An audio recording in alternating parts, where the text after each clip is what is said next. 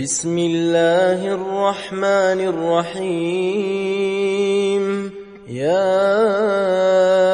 أيها الناس اتقوا ربكم الذي خلقكم من نفس واحدة وخلق منها زوجها وبث منهما رجالا كثيرا ونساء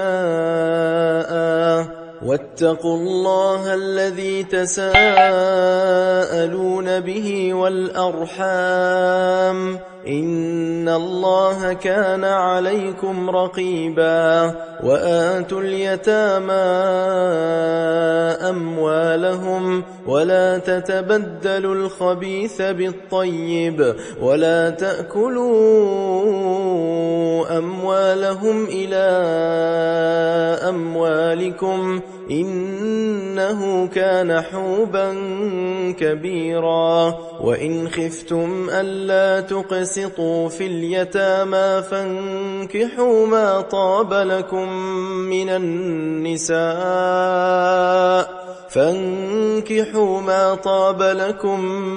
النساء مثنى وثلاث ورباع. فإن خفتم ألا تعدلوا فواحدة أو ما ملكت أيمانكم ذلك أدنى ألا تعولوا. وآتوا النساء صدقاتهن نحلة فإن طبن لكم عن شيء منه نفسا فكلوه هنيئا مريئا. ولا تؤتوا السفهاء أموالكم التي جعل الله لكم قياما